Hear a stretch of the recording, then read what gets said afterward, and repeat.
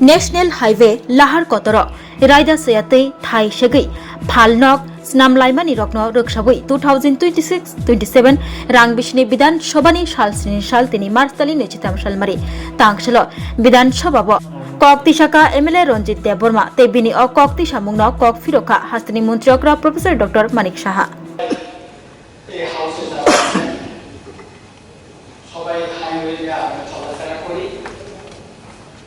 আমি প্রায় যাই মাননীয় মুখ্যমন্ত্রী মহোদয় মাঝে মাঝে ওই রাস্তা যান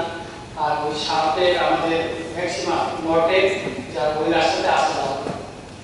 মানিকবাজার একটা জায়গা যেটা ত্রিমুখী একটা হলো কমলপুর আর একটা হলো এদিকে আগরতলা আর সব ওই জায়গাতে গাড়ি স্ট্যান্ড থাকে গাড়ি আর অল্প এগুলি ওইখানে সবসময় জল রাখে এটা দেখো না দেখার মতো বারবার বলে প্রশাসন সেখানে রয়েছে তো এই বিষয়টা তো আমাদের ভালো করে দেখা দরকার আছে ওই জায়গাটা সবসময় মানে মানিকবাজারের যে জায়গাটা ওইটা খুবই আরেকটা আমাদের যে মোহনপুর থেকে যে আগরতলা থেকে মোহনপুর যাওয়ার রাস্তা লেবুর সরাতে রাস্তার পাশে গাড়ি রেস এখানে অনেক সময় যানজট লেগে থাকে আরেকটা এখানে বাইক শোরুম আছে ওটা যেটা ড্রেন করা হয়েছে ওই ড্রেনকে সমান করে উনি এখানে শোরুম খুলে দিয়েছে ওইরকম ঘটনা হচ্ছে আর আপনার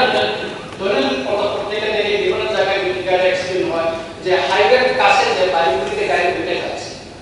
আহত নিহতের সংখ্যা তো আমরা প্রায় দেখতে পাই এরকম সারা ত্রিপুরায় যদি দেখেন সাবরুমে রাস্তার পাশে রেস্টুরেন্টগুলি খুলছে আপনি দেখবেন যে আমাদের যে বাইপাস রাস্তা বিশাল করে যাওয়ার একটু সামনে দিকে গেলে যারা বড় রেস্টুরেন্ট করে আছে পারবেন না অবস্থাই না ওইরকম হয়তো অনেক আছে যে আমার নিজের বিধানসভা কেন্দ্র এরকম আছে উনি অলরেডি বিল্ডিংটা ওটা ভেঙে দিয়েছে আবার বিল্ডিংটা কনস্ট্রাকশন করে ওই যে আপনার ড্রেনের সামনে ড্রেনের সঙ্গে করে দিচ্ছে আবার দুয়ার করে বসছে তো এইভাবে যদি আমাদের শক্তভাবে যদি না করি এখন এটা আমরা প্রোটেকশন না নিই তাহলে ভবিষ্যতে আরো কঠোর হয়ে যাচ্ছে এবং ভবিষ্যতে এটা মানে তদন্ত করার ক্ষেত্রে অনেক বাধা আসতে পারে বলে আমি সন্দেহ করি তাই আমি অনুরোধ করব এইগুলি যদি আমরা যে জাতীয় সড়ক ন্যাশনাল হাইওয়ে রোড রিভিউ না করে যদি আমাদের সাব ডিভিশন পুলিশ এবং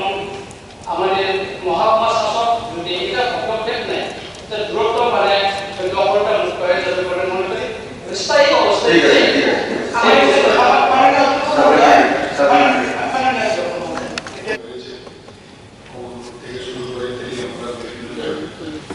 এখানে যেটা তো আগেও আমি বললাম বেশিরভাগ ন্যাশনাল হাইওয়ে করতে গিয়ে আমরা সবাই জানি যে জনজাতীয় অধ্যুষিত এলাকা দিয়ে কিন্তু সেই আগে কয়েক কারণে সেটা সেই জায়গায় এবং খুব উদ্দেশ্য দেওয়া হচ্ছে এবং বেশিরভাগ কিন্তু জনজাতীয় যারা ওইখানকার জনবসতি আছে যারা থাকে ওনাদেরই কিন্তু বেশিরভাগ সেই কম্পোজিশন আছে এখানে দেখা গেছে যে আরো যেটা রাইট অফ ওয়ে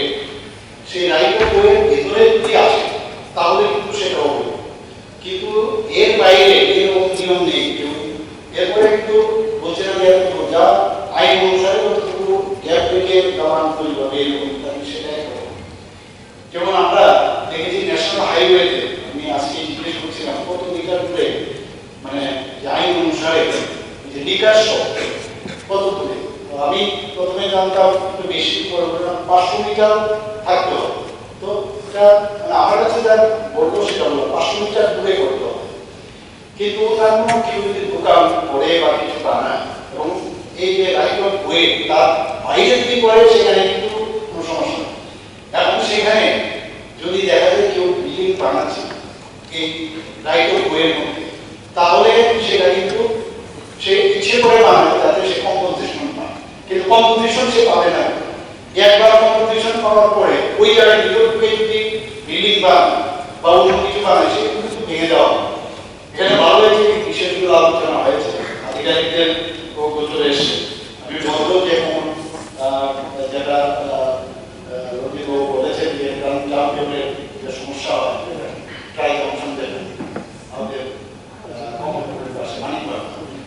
এগুলো তো বহু জায়গায়, এগুলো নিয়ে দেখা যেত, আলোচনা করা যেতে পারে সব। আর এখানে আলোচনা হয়েছে, আপনাদের নিয়ে আমি সব বিষয়ে উল্লেখ করেছি, এগুলো নিয়ে আমরা এবং দেখি কত